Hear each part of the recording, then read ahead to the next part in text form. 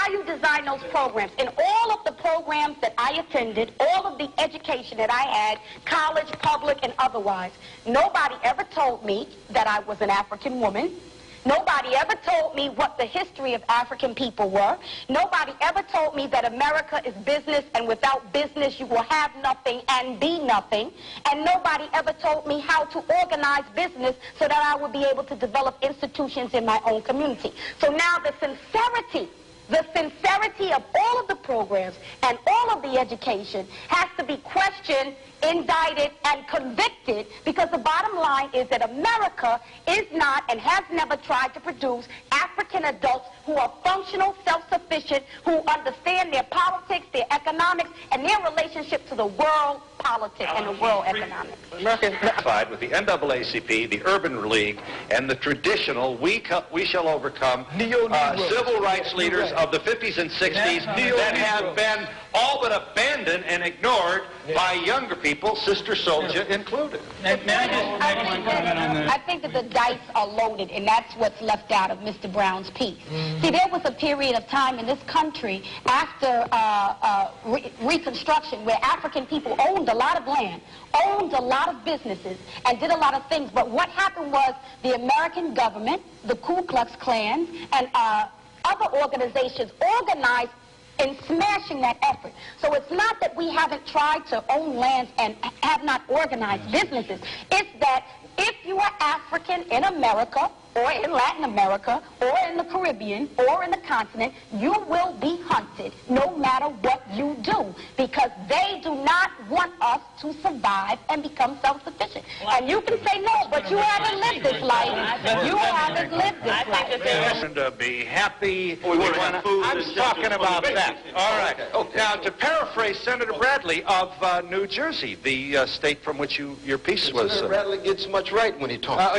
He does, and he, among other things, and he's not claiming to be particularly original with the observation, we can't get there unless we go together.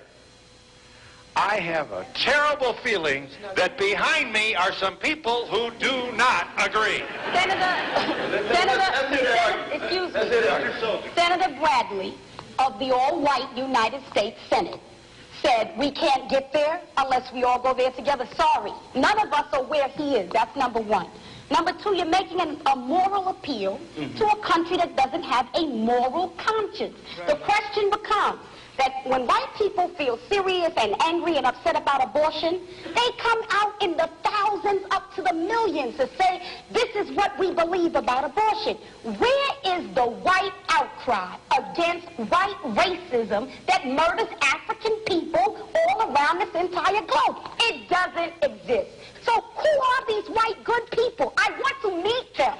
I want to see them. A few is not enough. But that might be all we can get. No. And guess what? I don't work with all I can get. What I work with is what I have. Listen, you have to have some confidence in the power of African people amongst ourselves to establish a foundation. We have.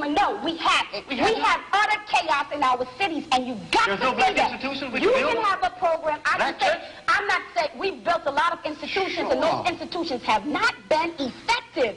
The majority of millions of African youth in this country are dying mentally, dying spiritually, dying emotionally, dying academically. And you may have a program, Mr. Brown may have a program, but what we got to talk about is an American government that tracks millions of African people who don't go to your program, don't go to Brown's program. Millions of African people, not only here, but all around the world. And if we are not honest enough to say who are our friends, who are our enemies, to know what a friend is, to know what an enemy is, we will constantly be trying to get into people's parties, to shake our butts with them, to get them to like us, and that's not the question. The question is, what can we build amongst ourselves to secure ourselves from our enemies so that we will be able to survive into the future? Mayor Kelly. It's enough to know that if I walk out Washington, D.C. tonight, some black kid in Washington, D.C. is blowing off another black kid's head for a pair of sneakers because the institutions that we're talking about, not the things that we hold up to say, look, this is one example. The institutions that we're talking about are not saving the minds of those African children. That is the honest truth. black family. None of these Negroes saved me. None of these Negroes. Your mother didn't help save you. None of them. Listen, you know who saved me? A man named John DeSane in Englewood, New Jersey, who told me who I was, who showed me my history, who told me who my enemies were, who let me know that this was not an easy world, who let me know that this was a cold environment, who let me no, what he's not a part of is dilly-dallying with the minds of African children and letting them know what the real situation is in America.